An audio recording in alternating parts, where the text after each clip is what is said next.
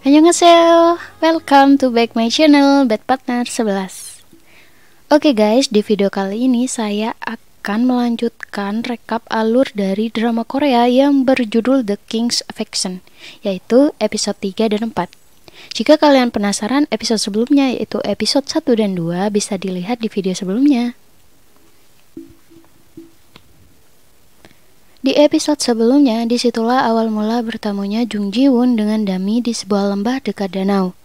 Ji-woon sedang mencari tanaman obat untuk pasiennya yang menimbulkan jerawat di wajahnya. Dami yang kaget dengan keberadaan Ji-woon melemparkan pisau ke arahnya. Untungnya di sini guys, tidak kena ke Ji-woon.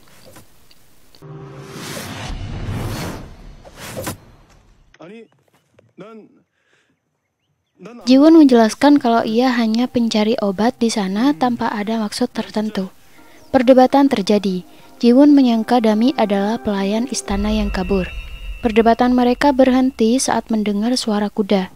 Ternyata paman Dami masih penasaran dan mengejar Dami. Seketika Ji-woon dan Dami pergi untuk menghindari pamannya, namun mereka malah ketahuan oleh pengawal di istana yang pada saat itu mencari pangeran yang hilang.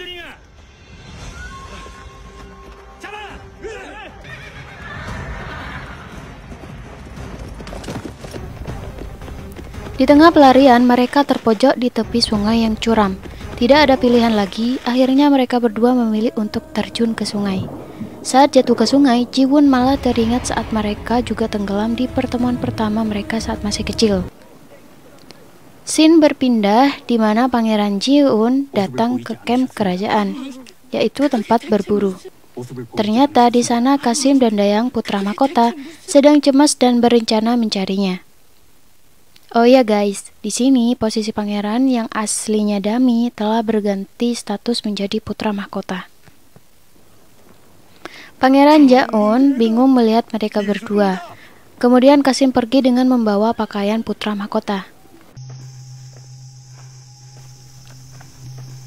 Scene lain, Dami yang basah kuyup gara-gara jatuh ke sungai memperhatikan raja, yaitu ayahnya, sedang berbicara mengenai dirinya yang hilang. Dami mengingat masa lalunya kalau raja lebih menyayangi anak dari ratu yang sekarang, yaitu Pangeran Ja-hyun. Tiba-tiba ada sebuah panah yang mengarah ke Dami dari belakang. Untungnya Pangeran Ja-hyun yang menyelamatkannya.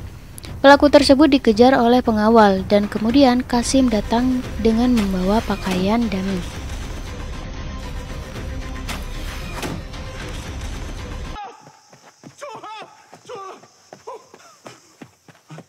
Dami menghadap raja dan memberitahukan apa yang telah terjadi. Tak lama pengawal yang mengejar orang yang memanah Dami tadi melaporkan bahwa orang tersebut telah mati. Namun saya merasa si pembunuh masih samar-samar ya guys, karena muncul karakter baru, yaitu orang lain saat si pembunuh diangkat oleh pengawal istana.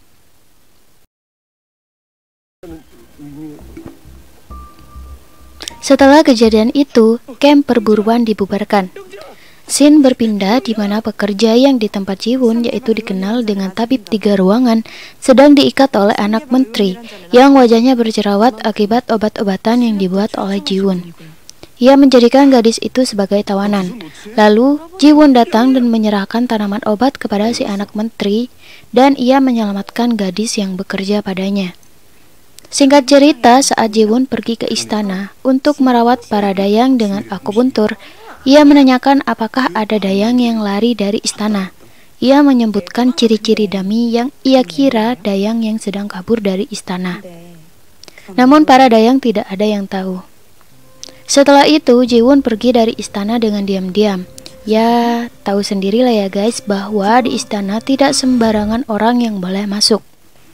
Ia dibantu salah satu pengawal, namun di perjalanan ia dilihat oleh putra mahkota alias Dami, yang pada malam itu ia sulit tidur dan pergi untuk memanah. Dami mengikuti Ji-woon. Langkahnya terhenti saat Ji-woon membuka pintu rahasia yang hanya diketahui oleh Dami beserta Ji-woon. Di sini Dami sudah menduga-duga apakah pria itu adalah Ji-woon.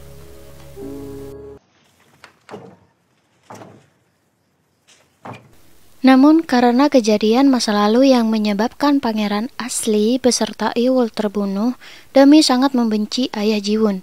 Ia juga memegang janji kepada ibunya bahwa jangan pernah membiarkan identitasnya sebagai perempuan terungkap. Dan jika ada yang tahu, maka harus dibunuh. Saat itu Dami mengarahkan panahnya ke arah Jiwon dan jelek. Panah itu meleset, tapi panah itu menggores pipi Jiwon.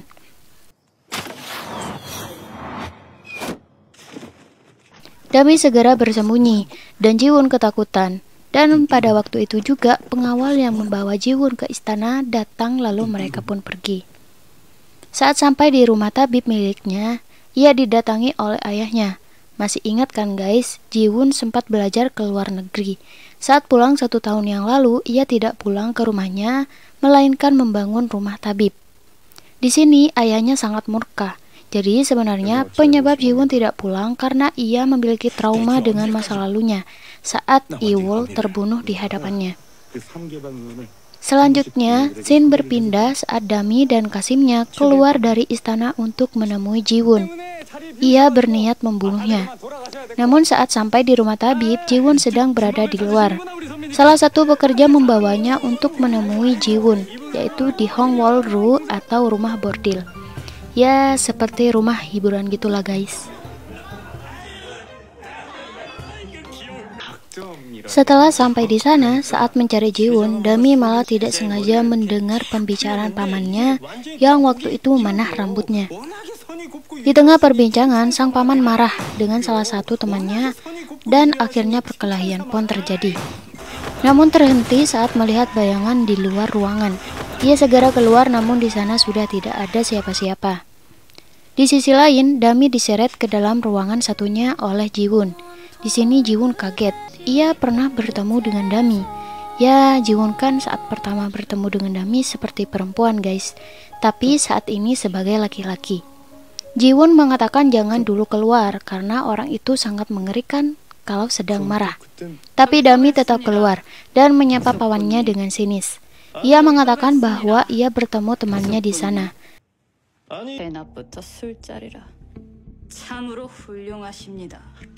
Dami juga menyindir tentang ulah pamannya di saat perburuan. Setelah itu Dami dan Jiwon pergi. Di sini Dami menanyakan siapa nama Jiwon. Setelah mendengar namanya, Dami sudah tak kaget lagi karena ia sudah menduga sebelumnya bahwa ia adalah Jiwon. Dami mengatakan jangan sampai mereka bertemu kembali. Di lain waktu, Jiwon diundang oleh Putri Menteri untuk memberikan bayaran atas obatnya. Saat ingin pulang, Jiwon dihentikan oleh Putri Menteri. Ia memperkenalkan dirinya, yaitu yang bernama Shin Sowon. Ya, mungkin Sowon mempunyai rasa sama Jiwon, tapi masih belum ada yang tahu ya guys. Ia bahkan meminta agar namanya diingat. Setelah pulang, Jiwon mendapati rumah tabibnya diobrak-abrik oleh petugas keamanan. Dan 2 pekerjanya beserta dirinya ditangkap. Entah kesalahan apa yang telah ia perbuat. Di sisi lain, guru putra mahkota telah ditetapkan. Dan disinilah pertemuan antara Jiwon dan Dami. Setelah kejadian di rumah bordil. Yap, benar sekali guys. Guru putra mahkota yang baru adalah Chung Ji-won. Di episode 4 inilah dijelaskan kenapa Jiwon beserta kedua pekerjanya ditangkap. Ternyata hal tersebut hanyalah ulah ayahnya agar Jiwon mau masuk istana sebagai guru baru putra mahkota. Karena 15 hari lagi istana akan kedatangan utusan dari Ming. Jadi Jiwon ditunjuk sebagai tutor putra mahkota alias Dami. Dami yang tidak senang dengan adanya Jiwon melaporkan perbuatan Jiwon di luar sana, bahkan tentang tabib 3 ruangan kepada raja. Raja memanggil Dayang dan pengawal yang membantu Jiwon masuk ke istana, namun mereka tidak mengakuinya. Setelah kejadian itu, Dami melakukan berbagai cara untuk mengusir Jiwon dari istana. Ia bahkan menyuruh merangkum sebuah buku, dan itu bukan cuma 1 buku guys, tapi banyak banget. Ia bahkan menyuruhnya mabuk sampai menangkap ikan di sungai. Namun hal itu tidak membuat Jiwon getar karena ia harus membebaskan kedua pekerjanya. Pada suatu malam, Jiwon bertemu dengan Pangeran Jaewon. Ternyata di sini mereka adalah teman akrab. Ia meminta bantuan Pangeran Jaewoon agar membujuk putra mahkota untuk menerimanya.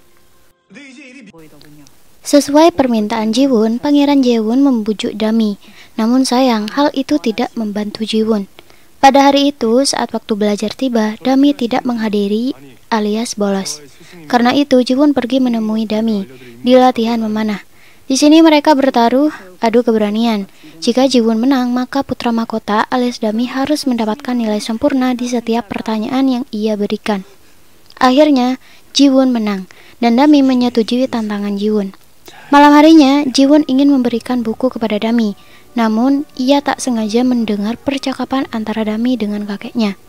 Akhirnya, buku tersebut dititipkan ke Kasim. Keesokan harinya, Jiwon memberikan pertanyaan dengan memberikan sebuah biji tanpa tunas. Dami harus mencari tahu biji apa itu tanpa meminta bantuan orang lain. Di tempat lain, ada seorang bangsawan yang sedang mabuk. Saat ia pergi untuk membuang air kecil, ia dikagetkan oleh seseorang. Kalau dilihat dari pedangnya, kemungkinan sama dengan orang yang ingin memanah putra mahkota di kamp perburuan. Keesokan harinya, ada seorang yang tidak dikenal di kawasan kediaman putra mahkota. Setelah ditanya, ternyata orang itu adalah pengawal baru putra mahkota. Lagi-lagi yang disorot di sini adalah pedangnya, guys. Jadi, saya bertanya-tanya, apakah dia adalah orang yang sama saat di kamp perburuan dan pada malam hari itu, saat mengagetkan seorang bangsawan? Ya, belum ada yang tahu, guys. Jadi, kita nikmati saja alurnya. Dan ternyata pengawal itu diperintahkan oleh Ibu Suri alias Ibu Raja. Kasim menjelaskan peraturan yang harus ditaati oleh para dayang, pengawal bahkan Kasim, yaitu pertama, harus menjaga jarak sebanyak 5 langkah ke belakang. 2. Apa-apa yang akan disampaikan kepada putra mahkota harus melalui kepala Kasim dan kepala dayang. Tidak boleh langsung ke putra mahkota. Putra mahkota alias Dami masih mencari tahu tentang jawaban biji yang diberikan oleh Jiwon. Beberapa saat kemudian, matanya tertuju ke sebuah kotak yang isinya adalah barang pemberian Jiwon kepada Dami. Dari sinilah Dami akhirnya menemukan jawaban tentang biji itu. Akhirnya, sampailah pada saat Dami akan menjawab pertanyaan gurunya, yaitu Jiwon di hadapan raja beserta para petinggi, termasuk kakeknya dan ayah Jiwon. Dami menjawab dengan cermat dan pintar. Jawabannya dikagumi oleh orang-orang yang hadir di sana. Namun jawaban itu bukanlah jawaban yang Jiwon inginkan. Jiwon menjelaskan apa arti dari biji teratai yang diberikannya. Jawaban Jiwon mengingatkan pada percakapan dirinya dan kakeknya. Jawaban Jiwon sangat bertolak belakang dengan percakapan dia dengan sang kakek. Semua orang diam dan Jiwon memberikan papan gagal kepada Dami. Setelah itu, putra mahkota alias Dami mengadakan penjamuan terhadap guru-guru istana beserta para petinggi. Di tengah penjamuan, Dami pergi yang diikuti oleh pengawal barunya.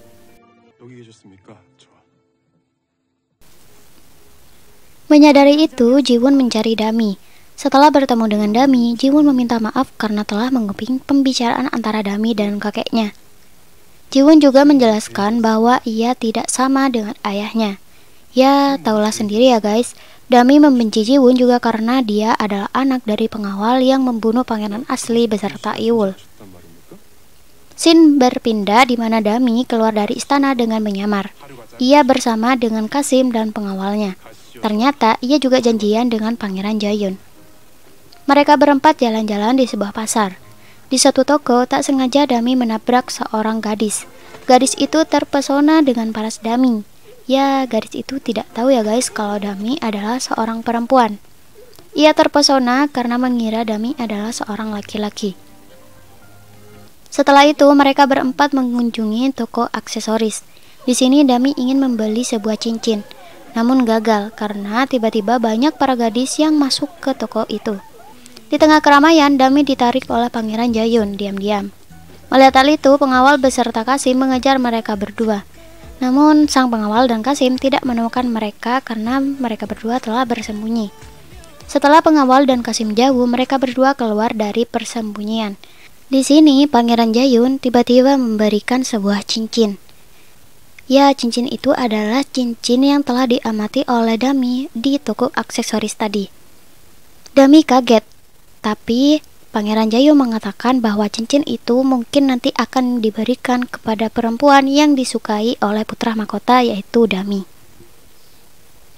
Di tengah pembicaraan, tiba-tiba tanpa sengaja seorang ibu-ibu membuang air cucian ke arah mereka berdua. Pangeran Jayun segera menarik Dami, yang akhirnya Pangeran Jayunlah yang basah kuyup. Karena kejadian itu, topi Dami bengkok. Pangeran Jayun akhirnya pergi untuk membeli sebuah topi. Di sisi lain, saat Jiwon berjalan, ia melihat Dami yang ditertawakan oleh orang-orang karena topinya bengkok. Jiwon menghampiri Dami dan menawarkan topinya untuk dipakai Dami. Ia juga memasangkan topi itu. Sekian untuk rekap alur dari drama Korea The King's Affection episode 3 dan 4. Nantikan juga episode selanjutnya, yaitu episode 5 dan 6. Jangan lupa tinggalkan komentar kalian tentang drama ini di kolom komentar. Terima kasih sudah menonton. See you.